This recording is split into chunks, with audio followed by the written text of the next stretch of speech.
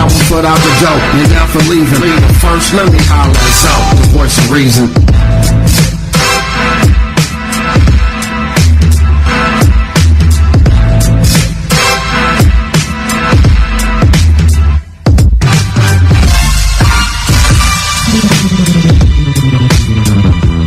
Ladies and gentlemen, ZoWilliams Rising, the voice of reason, has returned to the Foxxhole with yet another heater. It's kind of what I do. Jesus. It's almost effortless. I don't know. I'm telling you right now, you better get to your phone lines. This show is going to be off the meter. It's kind of twofold.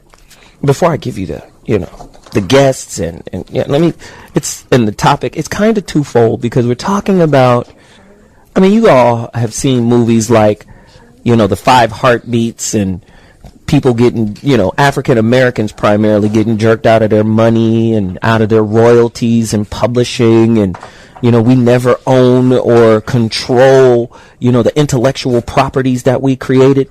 But that was just a microcosm of a larger macrocosm of black people not being in control of their culture and not knowing their culture. So tonight, we do a show long overdue. Get to your phone lines right now, 855-369-9898, listening to Foxxhole 98, ZoWilliams Rising, the voice of reason, Foxxhole Radio. Tonight's topic, culture vultures. Who stole the soul of black folks? A deeper look into the missing chapters of black history. It's going to be crazy tonight. I'm telling you right now, I got people online. I got callers. Trust me, the guests are off the charts.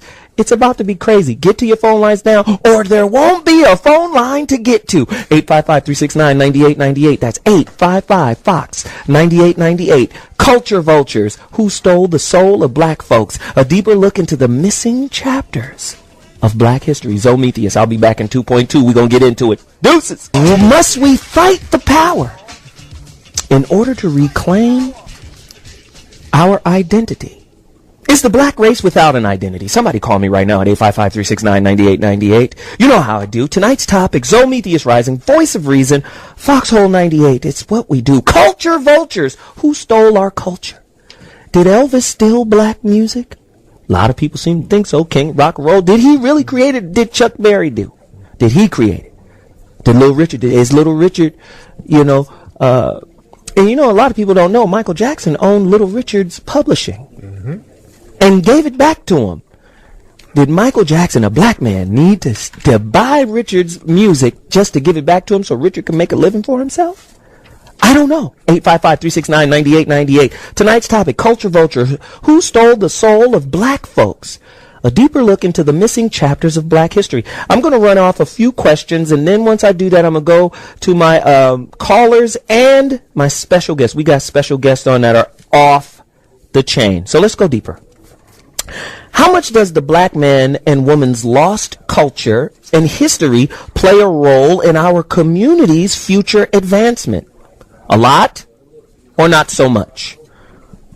I mean, a lot of people don't know, about that. I mean, a lot of people are confused. Maybe we don't need to know about our history. With the advancement of education, we making more money and blah, blah, blah. Hey, we don't need to know about any missing chapters. We're doing quite all right. Who agrees or disagrees? Somebody call me right now.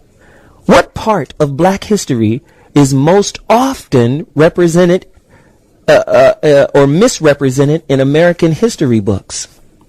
I mean, what do we get out of American history books? What do we see in American history books about black people? Do you see a lot about Malcolm X? Do you see a lot about the Nation of Islam? And that's just American history. I mean, a lot of people got to get to college or got to go study alternatively to find out anything about the Moors.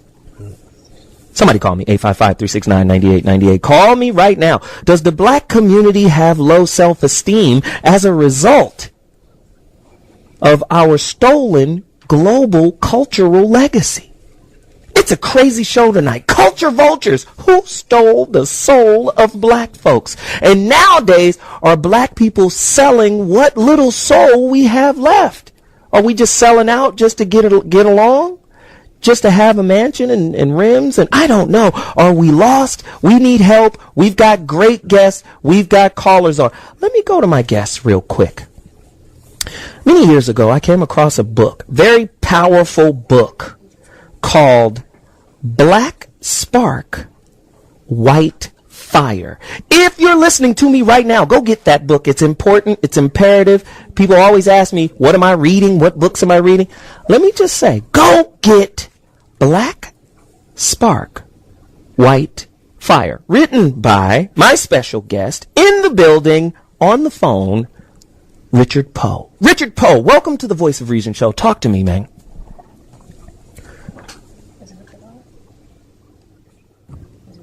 Okay, maybe Richard's not quite here yet. I see his name, but let's do this. Until we get Richard online, let's go to a caller. We've got callers on the line right now. Let's go to... Okay, Richard is with us. Oh, thank you. My producer, she's so on point. Richard, how are you? Welcome to the Voice of Reason. I'm great, and thank you very much. Hey, man, your book blew my mind, in this highly charged and racially sensitive climate we live in. It just blew my mind, dude. It's a book that says a lot of European culture was created or originated in Africa. And to have a white man writing that was just extra for me. Talk to me. What was your inspiration for putting this book together?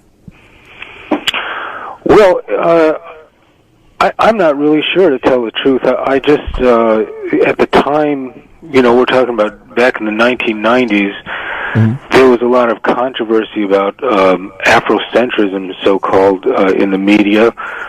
Martin Bernal had come out with his book, Black Athena. He's a white scholar from Cornell University, and he created a big ruckus with his research, claiming that a large part of the Greek language actually had descended from the Egyptian language. He presented evidence that Greece may have actually been colonized in parts and ruled by people from Egypt, and it created a huge fuss. And I just, as a journalist, at the time, I paid attention to that, and I was very intrigued by the fact that people didn't seem to be capable, and by people I mean white people, non-black people in general. They didn't seem to be capable of talking about the subject rationally. It seemed that everyone was getting really angry about it. People were getting angry at Bernal. They weren't following his arguments. They weren't engaging his arguments. They were attacking him personally. And they really weren't interested intellectually in hearing what the man was saying. And the whole thing was very perplexing to me. And in particular, what was perplexing was the whole question of whether the Egyptians were black. These incredible arguments would break out between scholars with all kinds of degrees in various subjects, including Egyptology and anthropology and you name it. People who really ought to know what they're talking about. And they would get in these arguments about, were the Egyptians black, were they not black? And they would start saying, well, look at this statue of Nefertiti, she looks white, and look at this painting, and look at some other piece of artwork, as if people's personal impressions of artwork is scientific evidence of the race or the ethnic origin of a people. It just wasn't scientific. I mean, I was astonished at how unscientific the conversation was, how much emotion there was, how much anger, and how much stupidity. And I just thought, as a journalist, this is something really interesting. And I'll say, on a personal level, I was very interested myself anyway in issues of ethnic and racial identity and ethnic and racial boundaries, and where does one start and where does one stop. And part of that is just because I came from kind of a mixed background myself, in the sense that, it's even more mixed than I thought it used to be, because, I actually said in the introduction to Black Spark back in 1998, I wrote there what what my parents had always told us, that she was Mexican and my father was Jewish, which is enough of a mixture religiously and otherwise. But after my mother died in 2007, we discovered that she was actually half Japanese. She was she was half Mexican and half Japanese, and she never told us that. So she always had this kind of strange reticence about talking about her family background and so forth, and we never knew her parents. They were long gone before we were born. But, so just because of sort of the mysteries of my family and getting my mother to talk about her background and things like that, which had sort of haunted me since I was a child, I had this kind of interest in ethnicity anyway, in the issues of tribes and definitions of tribes, and where does one end and where does one begin. And so this whole controversy that broke out in the 90s about the Egyptians and this ferocious argumentation over into what tribe the ancient Egyptians should be assigned, and the fact that scientists and scholars were arguing about it so unscientifically, I just thought, this is something I've just got to know more about this. So let me do this really quickly, Richard. You're listening to The Voice of Reason with ZoWilliams, and Richard Poe is an award-winning journalist and New York Times best-selling author. His journalistic writings focus on human rights, liberty, abuse of power, and the rule of law. Poe has written 10 books since 1993 and has sold nearly 1 million copies in the United States. Trust me, he's a heavy dude. You know how I do on The Voice of Reason. I gotta have heavy cats on. And if you think Richard Poe is heavy, just wait until you see who's coming on in a little bit. Rich, stay with me. We gotta take a quick break, but I want to let the people know in Texas, Atlanta, California, Vegas, Omaha, Detroit, New York, all of y'all, we're going to get everybody's perspective in on culture vultures. I appreciate you, Richard. We'll be back in 2.2 after this quick break. Holla at you in a second. Ladies and gentlemen, Zometheus Rising, the voice of reason, has returned with my special guest at the moment, Richard Poe. He's an author. He's a journalist. He's got a new book coming out. And I want him to talk about it, but it's called Perfect Fear, 4 Tales of Terror. He wrote a book that just blew my mind. Like he said, it was written in the 90s, and it was just something that I had read, and it just tore my face off. It's called Black Spark, White Fire, and it was an incredible book. He was like, the secret name of Zeus is Ethiops, and that is the same name as Ethiopia. The secret name of Zeus is Black? What? Oh, what? He was hitting me with such depth, and, I'm an information junkie. I just thought that was one of the most incredible books I'd ever read. I want to welcome him back to the show. Richard Poe, author of Perfect Fear, 4 Tales of Terror, as well as Black Spark, White Fire. Welcome back to the show, man. What's happening with you? Let me ask you this. Are past and modern day Egyptologists engaging in a kind of academic racism when they ignore evidence that points to the African origins of Egyptian pharaohs? Well, I think they are. I think it's been going on for a long time. What's interesting today is we're going into a different phase now, where because of all the work that was done by various Afrocentric writers, various black writers, as well as people like Martin Bernal and white scholars following in their footsteps, in effect, because of all this work and all this the notoriety of these issues, we're starting to see some movement. I don't know if you notice a lot of these shows you see on the cable networks now, the History Channel and so forth, they are beginning to portray Egyptians looking a lot more black than they used to do. Right. That's a new development. It's brand new, and when my book came out in 1998, you did not see that on television. When they had these archaeological shows and did reenactments, they did not portray Egyptians looking like that. So what we're seeing now is a different phase where we're starting to move towards an acknowledgement, kind of a quiet or tacit acknowledgement that yes, maybe the Egyptians were black, but we're not going to give any of those guys credit who were saying it all those years. We knew this all along. It's more that kind of thing. We knew it all along, and we didn't need anybody to tell us. And so now it's kind of that Orwellian dynamic setting in. You know, the idea that he who controls the past controls the present. If you can control what people remember about the past and say, well, we never had a problem with the Egyptians being black. Nobody ever said that was a problem. We always knew the Egyptians were black.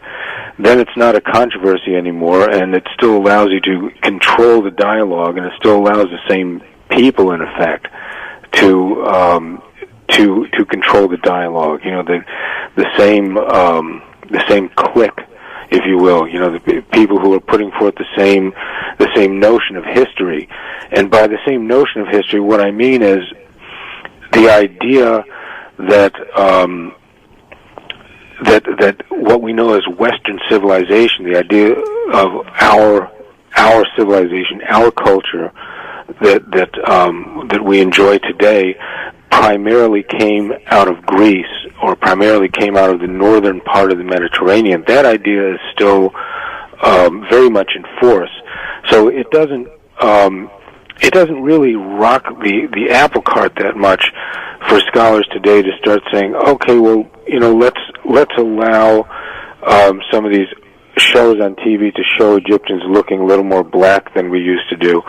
It doesn't really upset the status quo that much to allow that. It's something that can be allowed without causing that much change to happen in people's way of looking at things. But the real issue, and the one I tried to write about in Black Spark, White Fire, is the extent to which we have willfully forgotten the role that Egypt played in creating the knowledge, the science, even the mythology and religion that came to flower in ancient Greece. We are taught in school to see Greece as the flowering and the origin of Western civilization. Right. In many ways it was.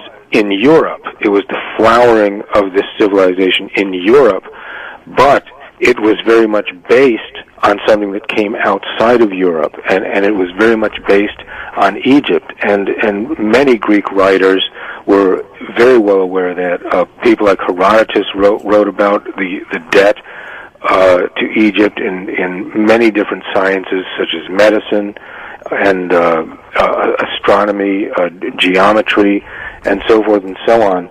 And what really struck me when I did this research, what surprised me and astonished me, and it still does today, is how much of this knowledge is really commonplace amongst the experts. The experts really know and understand so much of this information, and yet they won't admit it. You know, they won't tell their students. And when books like Martin Brunell's Black Athena come along, they'll jump on it, they'll attack. They'll just tear it to pieces. Yeah. Yes, Let me ask you this, though, Richard. Let me ask you this. Yeah.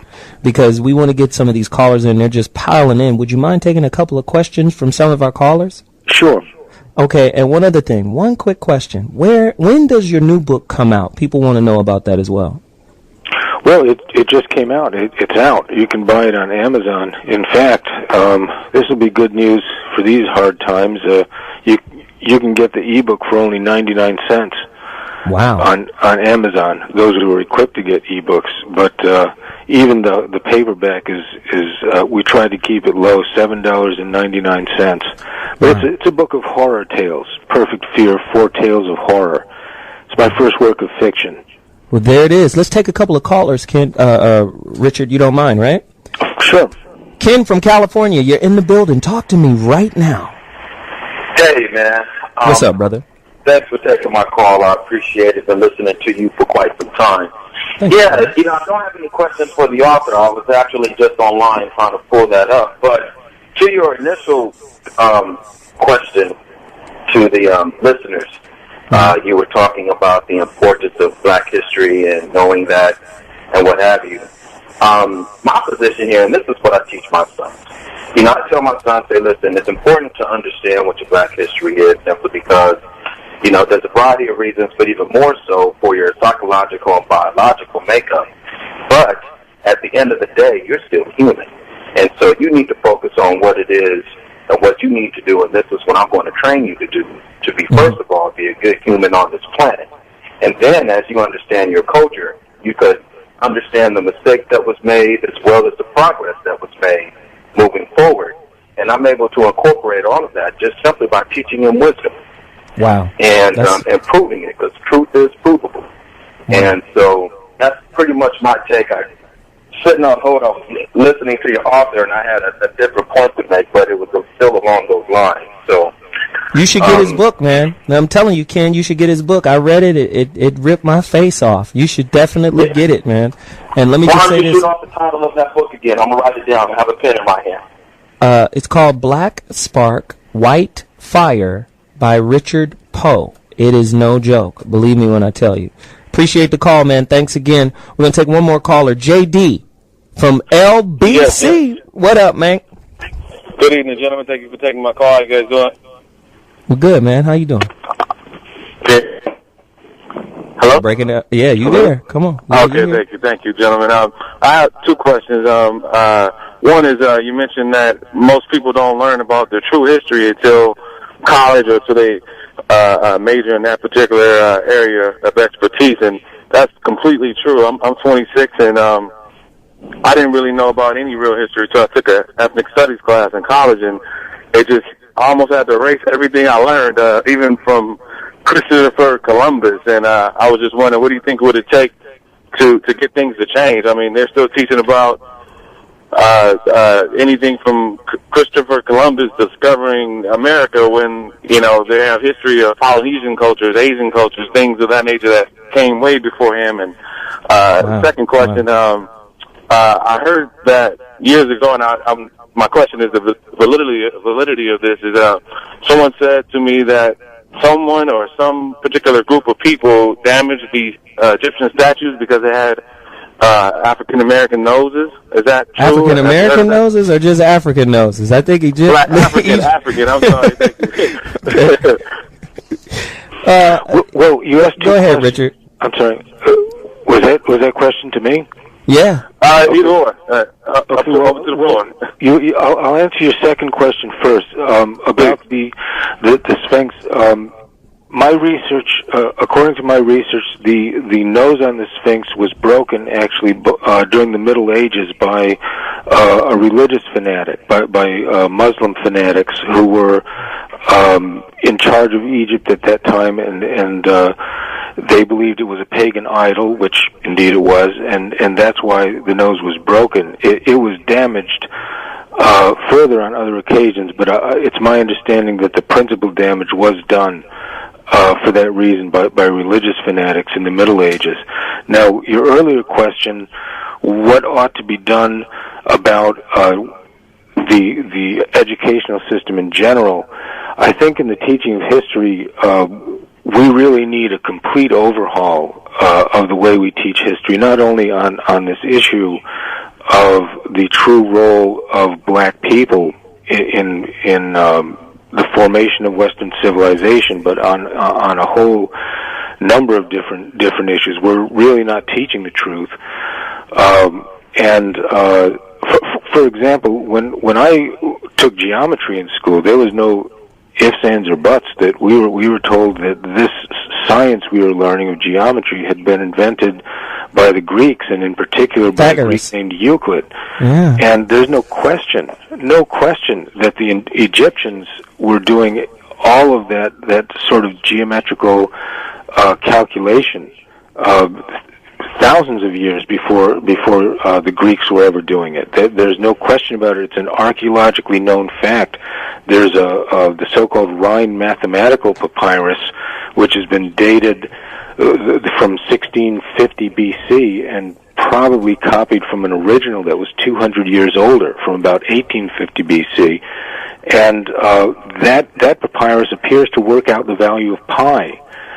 And there was no classical Greece at that time, and for example, the earliest of the Greek mathematicians are deemed to be Thales and Anaximander, and they didn't appear until the 6th century BC. That's about 1,300 years later after this Rhine mathematical papyrus. And wow. Similarly, You know what, Richard? A lot of people just don't know this information. My question is, how can they find you? Because we're going to take another quick break, and first I just want to say thank you so much for coming on the show, man, because, like I said, your book changed my life in a lot of ways. I read it many, many years ago. How can people find you? How can people connect to Richard Poe? Is there a richardpoe.com? Well, you said it yourself. That's the name of my website, richardpoe.com. All right. I want all my listeners to go out and support the endeavors of Richard Poe, author, award-winning author, journalist, New York Times best-selling author. I just want to extend our gratitude for you coming on the show, and I know it's late for you over there, but I appreciate you deeply. Thanks for joining us tonight. Thank you, sir. All right, man. I hope to have you on soon. Thanks again, man. Bye-bye. All right, we're about to take another quick break. But when I come back, what you've all been waiting for. My good friend is in the building, Tariq Nasheed. He will be discussing his film, Hidden Colors. When we come back, the voice of reason, 855-369-9898. You got to get to your phone lines if you have questions for Tariq Nasheed. Why does the race of Buddha, Jesus, Muhammad, the Babylonians, and the Egyptians even matter? Why does that even matter? Who cares? What would African-American relationships, men and women, look like if we as a whole had knowledge of our complete and accurate history? Somebody call me with those answers when I come back. 855-369-9898. ZoWilliams, voice of reason. I'll be back in 2.2. Holla. All your dreams will come true right away. And we will live together until the 12th of never. Our voices will ring forever. Ladies and gentlemen, if you've just been introduced to that record, I'm sure you haven't. Gosh. See, they always stealing from us. Go back and get the lyrics to that record, Fantasy. That's the secret. That is the secret. You go back and read those lyrics, man, you'll be like, oh, the secret? That's 1974. Now, next thing you know, some white folk get together, put our science back in a little book, and call it the secret. There ain't no secret now. We've been singing this record for years. Who stole the soul, man? Who stole the soul? Culture vultures, man. A deeper look into the missing history of black folks. This is a great topic tonight. I've got some new guests coming right now. In studio with me right now, good friend of mine, been on the show a couple of times, always drops good game. I only like to kick it with people that got good game to give, man. That's what it is. Without further ado, my good friend, Tariq Nasheed, in the building. Yes, sir. What's Tariq Elite. What's up, player? Now he's a movie director and producer. Jack of all trades. Jeez. Movies, books, sunglasses, lectures, sunglasses, cologne. I'm former player. I'm the hoe whisperer. I train them. I do all of it. You dig what I'm saying? I'm a jack of all trades. It is going down in the town. Get to your phone lines right now. 855-369-9898. That's the number to dial. Hey, man, we're talking about culture vultures, man. Yes, sir. A lot of people, man, especially, you know, and I'm glad you're on right now because you have a piece of something, a piece of intellectual property that, you know, that Hidden Colors, man, is not just for profit, but it's teaching people. Yes, indeed. So really quickly, before I introduce my next guest, tell us about that. Man, you know, Hidden Colors, man, it was a labor of love. People know me for my books and my lectures about dating and relationships. And I would travel the world just on some player tip, just vacation and trying to be a baller with it, you know, and going around the world, I would see us. Black statues, black paintings. I would see this stuff in Europe, in Asia. I go to Asia and I kick it with Asian cats with afros looking like the Jacksons. And I'm like, okay, what the hell is going on here? How come nobody knows about these people? How come nobody knows about these paintings and this history? So I started to research and just go deep, as you would say. Go deeper. Go deeper. And I came up with the concept for Hidden Colors. I was going to write a history book, and I say, you know what? A lot of times history is boring to people reading it in a book with us sometimes. So I said, let me do it visually. Let me do it in a movie medium. So I got a lot of scholars that I liked and respected. Booker T. Coleman, Phil Valentine, Shahrazad Ali, Francis Cress Wilson, just some superstar scholar warriors. Yeah. And we just brought that heat, man. And Hidden Colors, the film, is like one of the best-selling black history documentaries out. It's just ripping the game up, man. Wow. And people took to it, and I'm very appreciative for that. And you know what? To back you up on this, we have another guest, and she is also a heavyweight. She's also a heater in the building right now. I'm telling you, get to your phone lines right now, 855-369-9898. We're going to call her. I'm just going to refer to her as the Oracle. Yeah. That's what I'm going to call her. Yeah, she got her own name, but I'm going to call her the Oracle. Okay? And I'll tell you why. This woman wrote The Matrix and Terminator. She actually forwarded us some legal documents that verify her victory. I'm going to be reading some of that too. She's cold-blooded. She wrote The Matrix and Terminator. While studying cinema at USC, beginning her studies in 1979, she wrote something called a script, The Third Eye. This work, which has been copyrighted since 1981, is the foundation and contains the core elements of both the Terminator and the Matrix. And they tried to rob her of her intellectual property. Psych. She got her ends together. I'm trying to be her friend. 150 y'all. Come on now. Jesus. Welcome, without further ado, Sophia Stewart, mother of the Matrix. Come on in. Talk to us real quick, Sophia. Yes, hi. How you doing? I am glad to be here. I'm so happy to have you. I'm bugging out. You know, that's one of my favorite movies, The Matrix. And you know what? You know what I find? Most people don't even get it. But where was your mind when you wrote The Third Eye? Like, what was you eating? Where were you at when you wrote that mentally? When I wrote it, I was there in California, Los Angeles, at USC Film School. But I'm saying, how were you inspired? Like, what inspired you to think of that? Well, what inspired me was God, but when I went and saw Star Wars, I couldn't believe that somebody was, putting Satan's point of view on the screen in science fiction form. Lucas is talking about the devil, Darth Vader. That's how Satan fell from the light to the dark. And that kind of blew me away, and I got to thinking, what would it be like if Christ came back? You know, like the second coming of Christ, the evolutions of consciousness, man versus the machine. If Christ came back in the future, coming through the womb, and that's matrix is Latin for womb, he'd be up against technology, the machines. And what would the machines have done here on Earth? They would have enslaved mankind. So that's how it came to me. Wow. I'm blown away. That's heavy. Tariq, you got questions for Sister? When the character of the Oracle is who's that based off of? That's somebody's grandmama. Myself. No. It's not grandmother. The oracles are prophecy.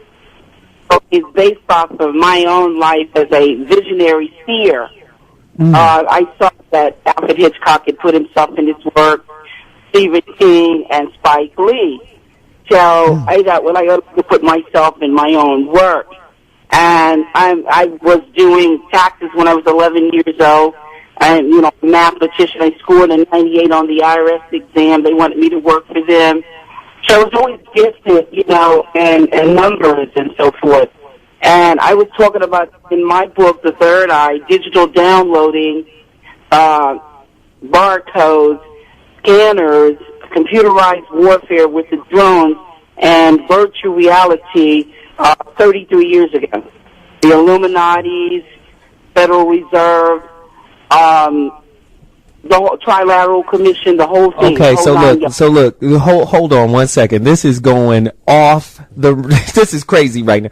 We got to take another quick break. But Sophia, you and Tariq, you guys are going to come back. You're going to talk about your film. You're going to talk about your inspiration. We're going to talk about the future of black folk. How do we reclaim our culture? You're going to help us do that tonight. I got to take a quick break. When I come back, more callers, more questions, more producers. Let's get busy. I'll talk to you all in a minute. And we're back. I mean, I hate to big myself up, but I don't know where you can find another show like this. Hey, man. Comedy, music, Yes, indeed. depth, insight, spirituality. We're trying to change the world. A lot of people are hating on us. Tonight's topic, culture vultures. Who stole the soul of black folks? A deeper look into the missing chapters of black history. Why does it matter? You know, I don't like black people who don't acknowledge their blackness. So you're pretty chocolate girl. Oh, you look good. And no, I'm Belizean. No, there's black people in Belize too. Exactly. And it's like they don't understand the difference between nationality and ethnicity. Exactly. Ethnically, you're black. Your nationality isn't a race. No, I'm Indian. They black too. Exactly. Christopher Columbus, if he ever existed, came over here thinking these were Indians from India. Exactly. India meaning indigo. That's why you see Krishna as blue and purple, because he black. Come on now, don't make me go deeper. I don't want to, but I will. Welcome back to the show, Sophia Stewart, the mother of the Matrix, writer and winner of the lawsuit worth $150 million. She wrote a book called Third Eye. They jacked it and created Terminator and the Matrix trilogy out of it, as well as my good friend Tariq Nasheed, producer of the film Hidden Colors. Yes, indeed. Really quickly with the Hidden Colors film, another little story I got for you. There's a city, you know about it. The city south of Pasadena, California, is called Alhambra. Yes. And their high school, the actual mascot for their high school is the Moors. Wow. And these guys don't even know what it is. Go deeper into the Moors. What is a Moor? Yeah, the Moor, that's just a term that they would use for black people in general. They used it in Europe. They used it in the so-called Middle East. But that was just another variation of the word black. And that's what they would call black people. All black people were called Moors. It's Latin, right? It's a Latin word, exactly. Moros. Yeah. And what happened, the Moors were these African men who went up into Europe in 711, and they really got Europe out of the Dark Ages because Europe was struggling. Half the Europeans almost died off because of the bubonic plague. They don't really talk about that too much in history, right? But this is well documented. And the Moors went up there. They brought in science, mathematics, alchemy. They running water. They brought in all types of things and really civilized and ushered in the Renaissance in Europe. And you very rarely hear about them. And we talked about them in depth in Hidden Colors. It was a great philosopher during that time, Moorish philosopher by the name of Averroes. And he was one of the ones who reintroduced Europe to their own highest science, which was Plato and Aristotle and Socrates, and they rewrote it and corrected the errors in it. Absolutely. Come on, man. Absolutely. Jeez. Where can they get your film? They can get my film at hiddencolorsfilm.com and at amazon.com. Wow. And we're talking about just who took the soul, who took the knowledge. For black folks to have knowledge, Zoe, you have to somewhat be a rebel. You understand that? Go deeper. Let me go deeper on that. You got to be a rebel to get real knowledge. Because the thing is, to be white and to accept the education system, you just have to go with the flow. Columbus discovered America. Okay. Jesus is white. Okay, I'll take that. George Washington chopped down the cherry tree. Okay, I'll accept that. Black people are inferior. I'll accept that. But with black folks, in order for them to really have real knowledge, they have to reject a lot of things that's taught to them and rise above that. Now, what happens when you reject that knowledge and get knowledge for yourself? Two things are going to happen. You're going to become a conscious rebel or you're going to be a conscious coon. What is a conscious coon? Go deeper. A conscious rebel, that's a person that has learned real history, and he knows the truth, and he's working towards living that truth. He's working towards educating himself, doing for himself, because he knows the game, and he doesn't want to be a part of the system that has lied to him. A conscious coon knows the game as well, but he's still want to be a part of the system that's lying. He wants to be a part of the white supremacist power structure. So these are the people we see on Fox News. We see these brothers on Fox who are very well educated talking this Obama's a terrorist stuff. They know the truth, but they're just conscious coons because there's money in it. Wow. So in a lot of ways, that's kind of like the analogy that Malcolm used when he talked about the house nigga, field nigga. Absolutely. And the Willie Lynch that people keep referencing on this show. And somebody on Twitter, DJ Eddie D, just said, no one stole the soul. We sold the soul. We make it, build it, then we sell it. Sophia, would you like to participate deeper? Talk to me about the symbolism in the movie The Matrix and the technology in your book. Go deeper. Join in. Yeah, like you were saying, the red and the blue pill, like he was just speaking on, you know, you take the red pill and you see the truth, you know, the programs, the illusions, the real world, or you just take the blue pill and you bury your head, you know, and you keep going on, you know, like Cyphers. You know, you're not eating a steak, but you like the lie. And so basically that's what people do. They have choices out here, and they're choosing to do what, what they think they should do or to be accepted. But, you know, like Whitney Houston said, the late Whitney Houston, said, you know, the first love is self-love. You have to love yourself. That's what it's all about. But as a culture that is bereft of history and knowledge of self, wouldn't it be extremely difficult for black people to turn around and then try to find a way to love ourselves unconditionally? I think the black race, not just the black race, but humanity is an overall victim of conditional love. And I don't think we can love without having some kind of protective barrier up. I think we need to know knowledge of self, but it's so difficult, especially for the black people, to find it, to get it. You understand what I'm saying? Absolutely. You know, with my film Hidden Colors. I totally understand. But just like it's over the pyramids and the Matrix, know thyself. How would you love yourself if you don't know who you are? And that's the whole thing. Because whites keep your history from you. They keep knowledge from you, knowing yourself, because when you know yourself, you unlock all kinds of potential, potentialities in you, all kind of gifts. You know what I'm saying? Because all great inventors and great geniuses and visionaries, they had to unlock those potentials in themselves to bring them forth. But if you don't know who you are, then you think you're whatever you're seeing out there, you're mimicking. You know what I'm saying? Wow. Absolutely. That's good stuff. So Tariq, let me ask you this, man. As far as your film is concerned, I mean, are you getting it into the universities? Absolutely. What do we need to do in order to make this a movement? Man, we're getting it in schools. They teach it in certain colleges around the country. We've actually gotten some of the copies in prisons for the brothers in prison. So it's spreading. A lot of people are dialoguing about it in school. But just to build on what the sister was saying with Hidden Colors, we didn't want to go hard on whites in Hidden Colors 1, because that's the thing. Whenever we talk about black history, people they automatically think that it's anti-white, and that's not what it is. Right. And I didn't want to have any kind of anti-white message in there, because the thing is, if you talk about history and you go too hard on whites, black folks will get offended. You know what I'm saying? Black people are very protective of whites. What you say now? You saw how they protected Gwyneth Paltrow when she made that little slip up. Leave Massa B. Now you leave Massa B. You understand me now? You go talk about Mr. Frazier like that again. Good white folks. Listen, I got to take another quick break, but let me just say this, man. It's frustrating to me because black love suffers because we don't love each other.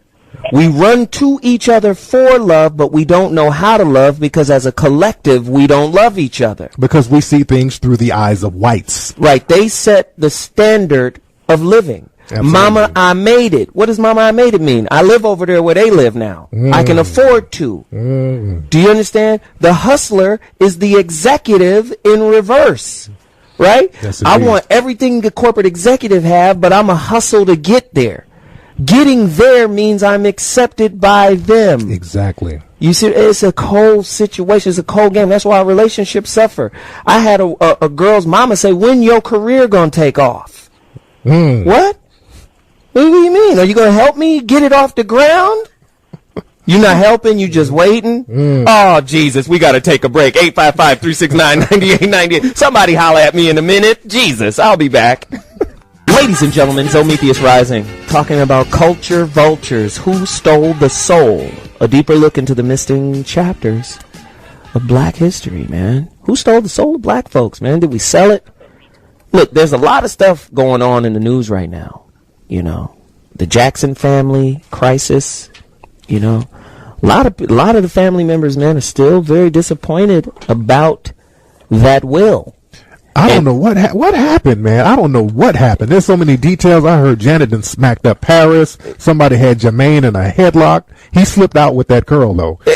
Yeah, that curl is terrible. I don't know if it's a finger wave, a curl, a S curl. It's all of it happening at one time. It's all. He goes to the same hairdresser as Fantasia. I don't know what. I don't know what's going on. If you're just tuning in, this is what we're talking about. And my question is, I mean, did the white folks swoop in and try to take over this massive estate? Now, remember when Michael Jackson died, he was $500 million in debt. Exactly.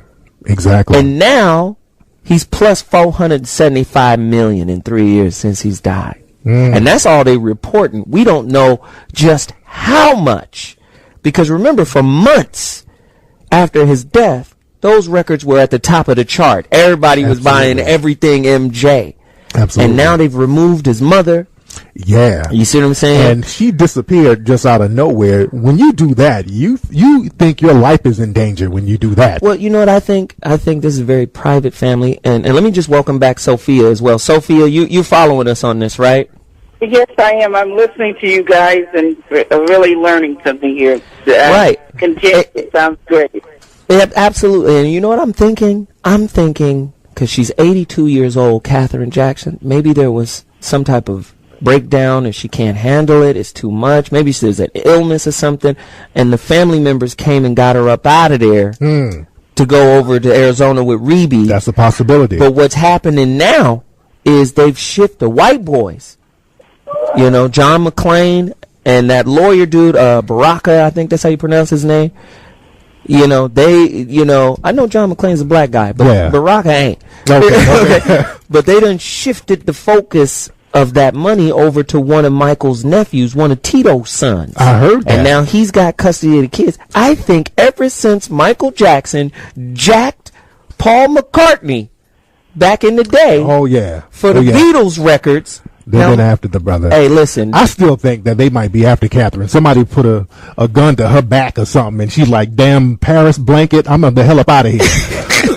We can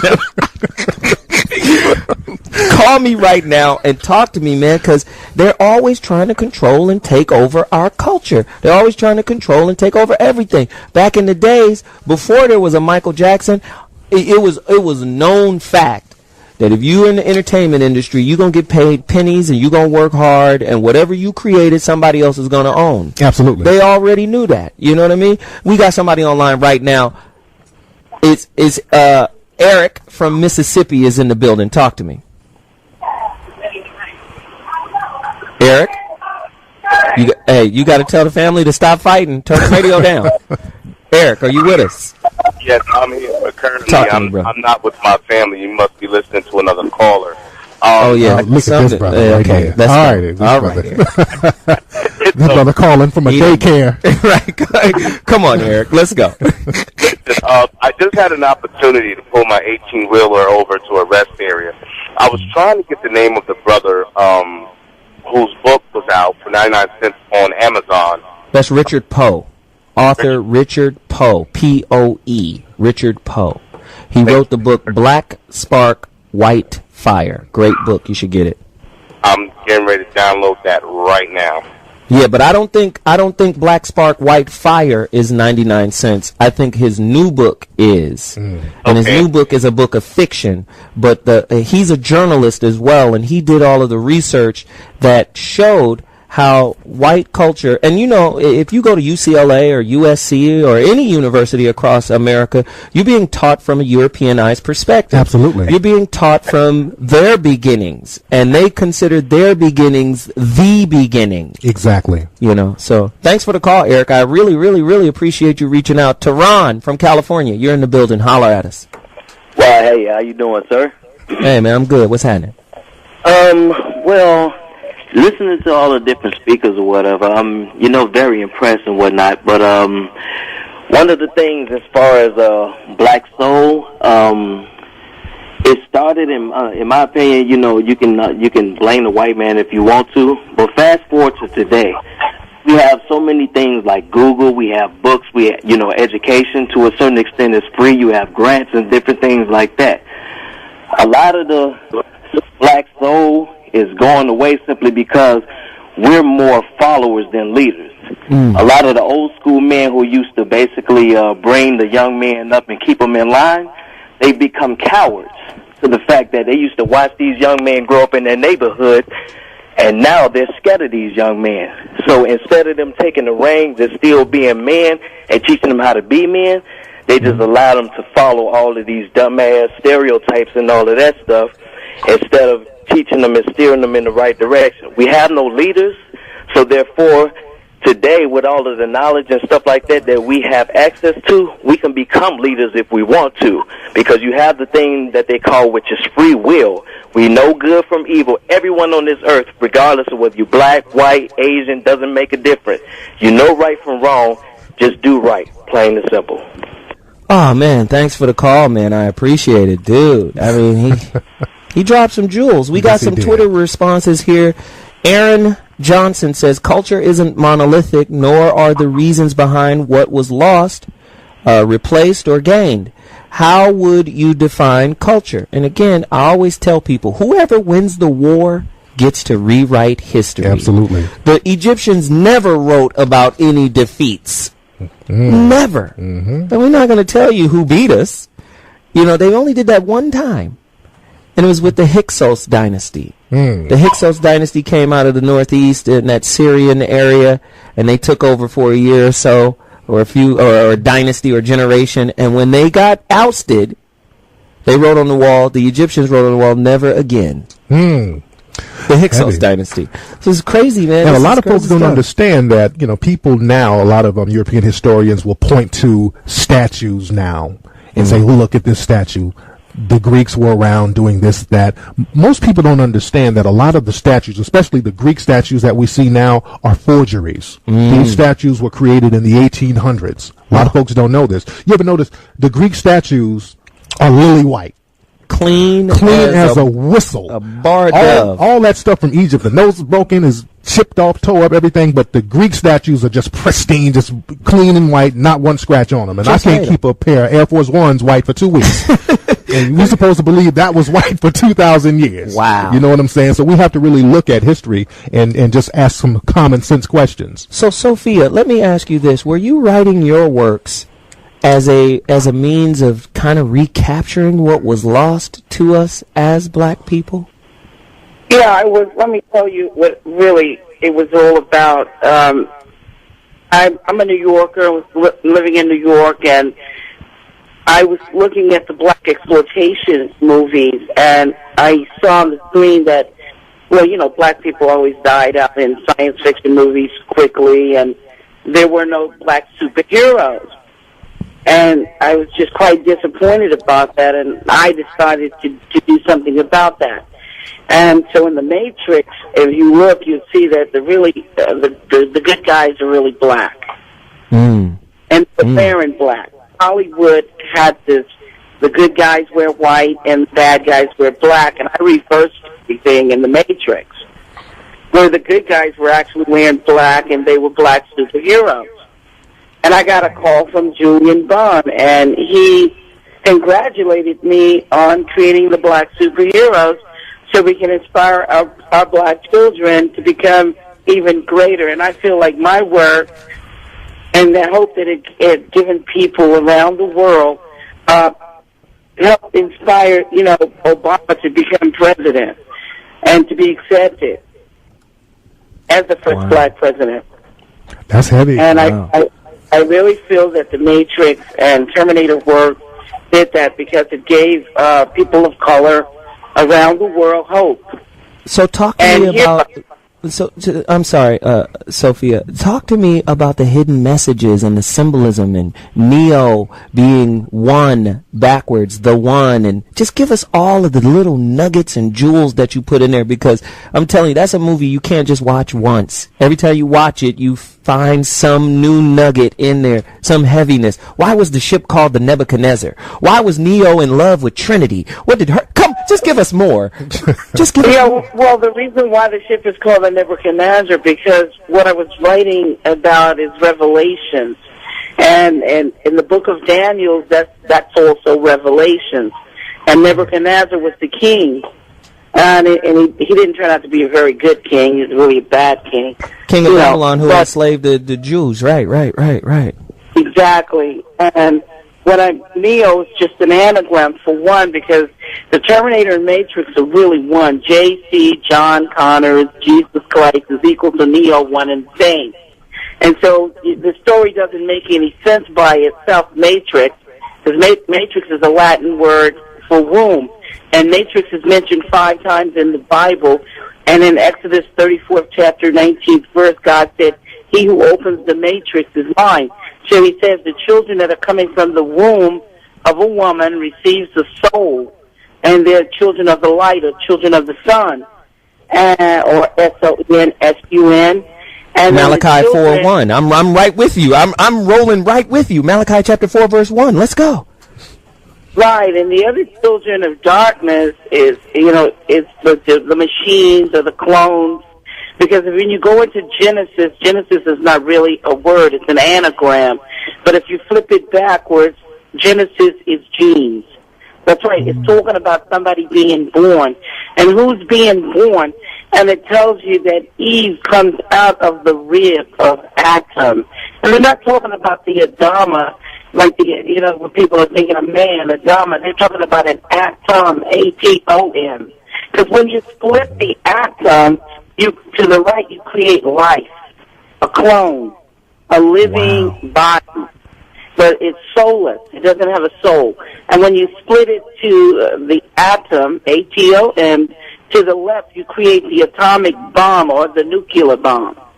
You create death. Everything is polarity, polar, not duality. See, the philosopher Descartes came up with the dualism, duplicity, deception. Dual means two, bi. Duo, two, bi. And so there's not two things going on. There is no devil versus God, because the devil is not an equal. If God created everything, then everything has to be subjected to him. Okay. We gotta come up for air, because she done went deep. She went into the bowels of the universe and brought back the heat. We've got to take a quick break, but when I come back, Ken, Coffee, Xavier, Tex, Darren, Sharon, Elisa, Mary, Judith. We got a lot of women on the line right now from all over the country. We're going to take a quick break, and when we come back, we're going to callers. We've got Tariq Nasheed, Hidden Colors. We've got Sophia Stewart, the mother of the Matrix. We have the Oracle online with us right now. We'll be back in 2.2. Holla at you in a minute. ZoMetheus Rising, Voice of Reason, Foxxhole 98. Talk to you in a second. Ladies and gentlemen, ZoMetheus Rising, Culture Vultures. Who stole the soul of black folks, or did black people willingly sell it? 855-369-9898. The phone lines are on fire. They always are. We have Twitter responses really, really quickly. Chrome Princess says, to me, listen to this. I want you guys to listen very carefully. To me, my nationality is Canadian because that is where I was born. My ethnicity is Irish and Italian. She named 2 other countries. Exactly. Nationalities. Your ethnicity is Caucasian, you're white. Okay, let's just... A lot of people are confused by that. Exactly. I just don't understand. It's crazy. What else we got here? Another Twitter response, Gerald Wilson says, I find that many blacks from my generation and younger are apathetic to such a topic. Reality shows are of more importance.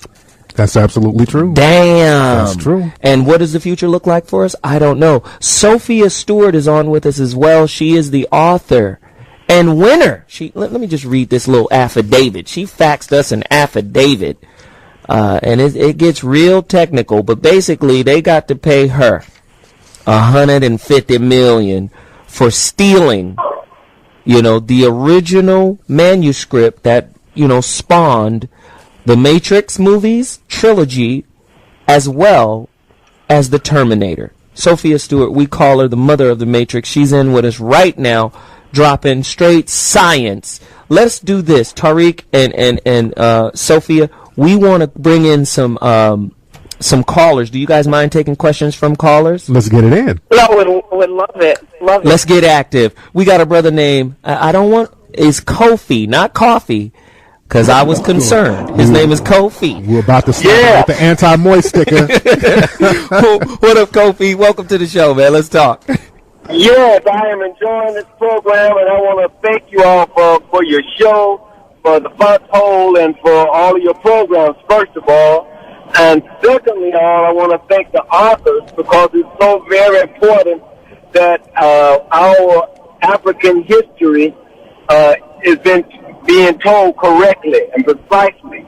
And so it's very refreshing to see authors come along after Dr. Ben, Chancellor Williams, Dr. Diop, and whatever, and then other authors who contribute and remind African people of their history. And another thing I want to say is that you also are inspiring authors from Africa to tell their story, because so many misconceptions have come out of Africa by European writers and sponsors of various grants to put this put this image forth for African people, and not hearing from the African people themselves. And the African people possess culture, and culture is the essence of a people.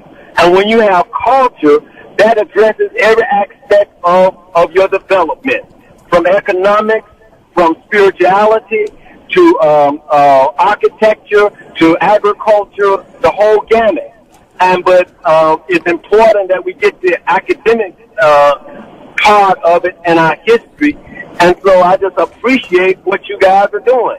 Well, thank you, brother. I appreciate you, man. Good looking, man. We got to move. I'm sorry. We got to move. But I appreciate all the information, man. This is great. Xavier, ATL's in the building. Talk to me. How you doing? I'm alive and well. You?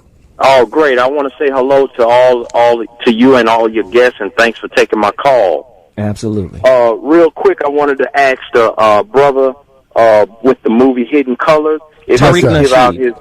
Yes, sir. If he could give out his website and also where we could find the movie at. I know he said it, but I was driving. I couldn't write it down. And also I would like for the sister to give out her website also so I could patronize them. And one other thing, if you could touch on in history, with this Christianity, they talk about that there was a group called Christians, a tribe or a group of people called Christians. Where do they fit in history, and was their religion the Christianity that we have today? Well, really quickly, the first time any time Christianity was ever mentioned, Xavier, in the Bible, I think it was in Acts, and it was like a diss. It was like a slang diss. That's how the Romans, because that's a Greek terminology, that they said Christian as a joke. But if you go to the older scriptures, they weren't referred to as Christians. You know, you have different terminology. You had the Essenes were a group, and then you had another group that they called in the Quran, they say the Nazarenes, the people who followed the dude from Nazareth. You know what I mean? So there were different terminologies, but Christian itself was kind of like a diss. That's what the Roman soldiers was calling the people that followed Jesus, because they spoke, Greek language. Yeah, we go real deep in that in Hidden Colors too. Yeah. We got in because from my studies, Christ was a title. Right. So we go real deep in that in Hidden Colors too. And for the other question the brother had, you can get the film at hiddencolorsfilm.com, or you can go to kingflexentertainment.com. Right. And to piggyback on your point there, Tariq, Christ is the Greek word Christos. Yes. And it means Messiah. It means anointed. Mm-hmm. In Hebrew, in Arabic, you have different terms. In Hebrew, it's Mashiach, right? In Arabic, it's El Messiah. And it comes all the way back to Egypt from the word mushus. And that word, they used, they would cut the tail of a crocodile, and they would take the fat from the crocodile, burn it down into an oil, and then anoint all of the royalty. That's how the family was anointed. It means to smear or rub oil on. That's anointed, Messiah. That's what the word means. I'm just saying. Yes, indeed. Sophia, we need your information, too, so they could get it. Yeah. So they can get whatever you're doing. Interested in my book. It's called The Third Eye. You can go to my website. It's truthaboutmatrix.com. Truthaboutmatrix.com, or you can Google Sophia Stewart, and my website will be the first one to come up. And I go on there. Everything is there, documents, the book, any information you might need, it's there. Wow. Appreciate that. Wait, one more time. The website again is? It's called truthaboutmatrix.com. You guys got to get there. You got to go there. You got to get there. You got to go there. She got on me real tough the other day. You ain't went to the website yet, Zo? I said, well, no, we didn't. We tried to email. You need to get to the website. So get to truthaboutmatrix.com. Ken, St. Louis, you're in the building. Talk to us. What's going on? A true listener of your show. I had a couple questions. Well, but I had a couple statements. One, I think in a capitalistic society, the black culture is for sale. Two, I think we have to take it back to what W. Du Bois talked about a couple of years ago in his book where he talked about the talented 10th, whereas the talented 10th is supposed to bring us take the ones that's misinformed and bring them full circle. Wait, what's your name? What's your name, brother? What's your name again? My name, Ken. Yes. Ken, let me just say really quick, because you brought up something that's really, really near and dear to my heart.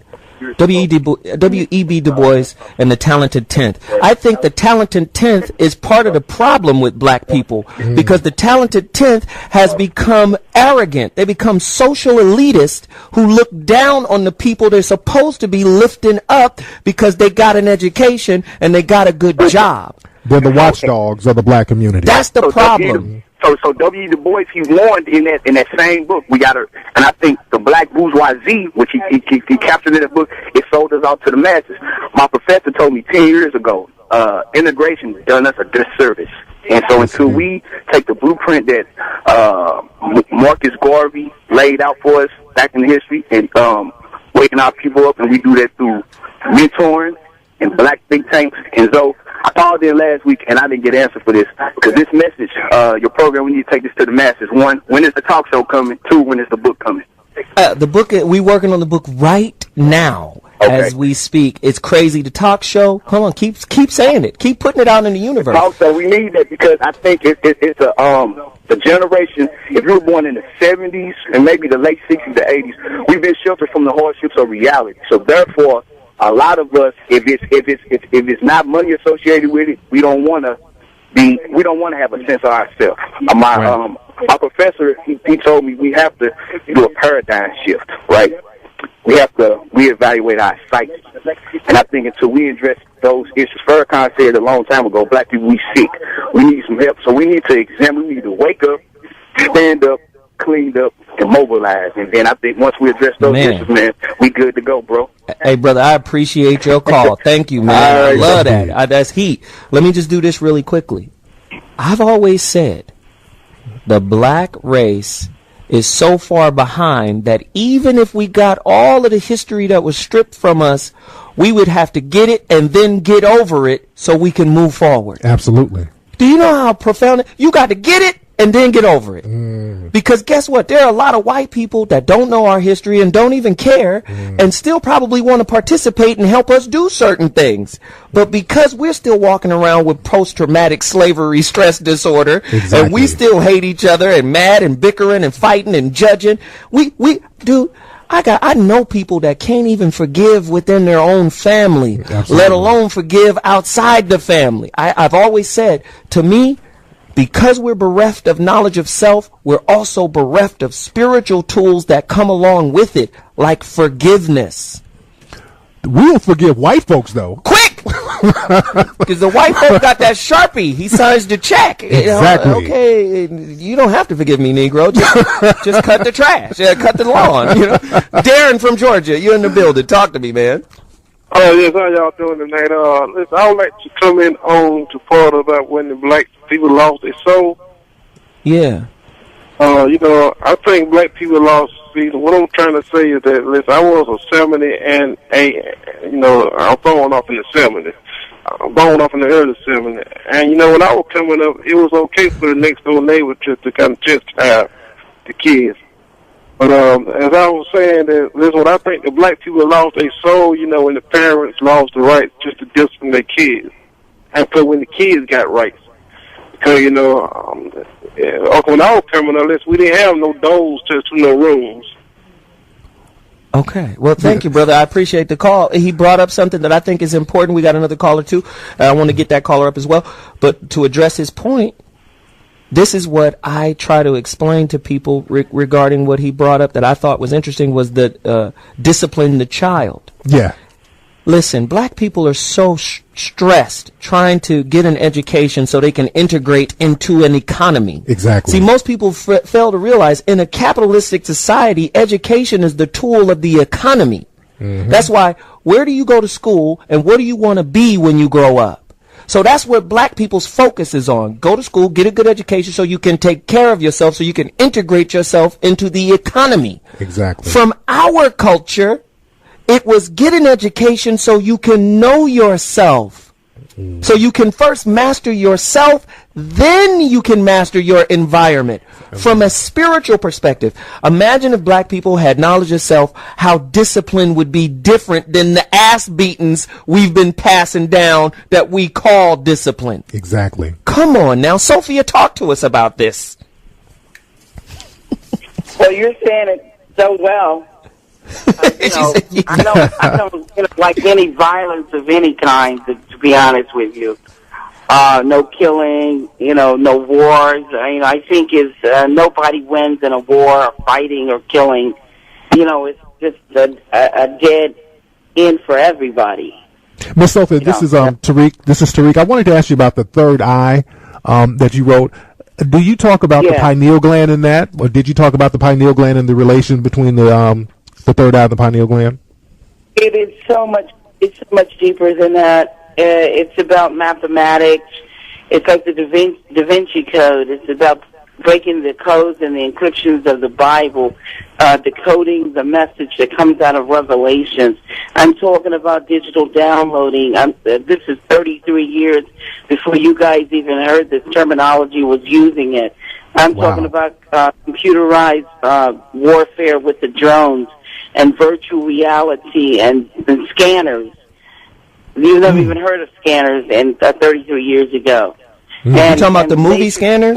No, No, I'm talking about the scanners in the store where you're scanning just your the scanners where food. yes, got it. Yes, the scanning system. I'm talking about that in the book. 33 years ago, before anybody even had heard of these terminology or using this technology. And I'm talking about the Illuminatis, the Trilateral Commissions, the banking system, the programs and social programs that are going to be going out. It's like I'm talking about the future 33 years before it even take place. Wow. And the kung fu fighting, all of that comes from me. I'll be back. Those famous lines that Schwarzenegger used, that come from me. Wow. Let me ask you this. Will there be a Matrix 4? And if so, do you think they're going to jack more of your stuff? No, listen, you guys. Let me just tell you this. The microchip Naked Cyborg could have not been written by Harlan Ellison.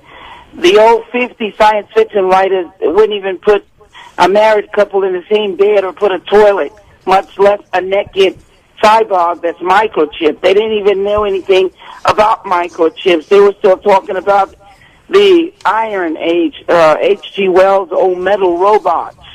I'm talking about a microchip naked cyborg that's cloned with a microchip. You know, something that people had not even heard of yet. And she's talking about Terminator now. Yeah. And she wrote this stuff. Wow. That's heavy. Right. So listen, check this out. Sophia, let me just say this. We got to wrap. We're at the very end of the show.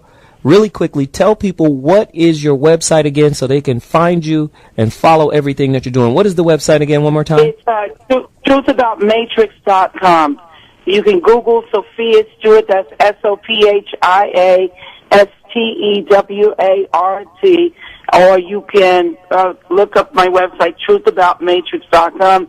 There are documents on there that everybody can see, videos. The book, you know, you can buy the book and learn about the technology and the future upcoming Matrix 4 film project. Wow. Which has technology that has never been on any screen ever. I'm talking about hologram clones, and my copyrights are 20 tons. Well, listen, let me just say this. Let me just say thank you so much for being on the show. I appreciate you. We got to go now. Thank you so much. You were excellent. Everybody follow her. And we'll be talking again real soon, Sophia. Thank you. And Tariq, where can they find you? Thank you. KingFlexEntertainment.com. Email me at info@TariqElite.com. HiddenColorsFilm.com. That's where you can get the movie Hidden Colors. MacLessonsRadio.com. That's where I do my podcast, Chopping Up Good Game. And, hey, on Twitter, at Tariq Nasheed. Chilling with my dude Zo. There it is. Hey, and tell these folks out here, man, they keep asking when we go get together and do something. Tell them we're going to do something. We're going to do something, man. We're going to get it popping. I love the way Zo get people off the phone. The way you get people off the phone is an art form, brother. Man, I had to learn. Hey, man, I know you're going to drop hot lava rocks, but I got to go. Next caller. Thanks. Oh, God. Hey, I appreciate everybody for tuning in. Hey, next week's topic is fire. I ain't even going to tell you what it is, but it's even crazier than this one. We're going to have a good time. I'll talk to you guys next week. Holla at me, ZoMetheus. I'm out. Deuces.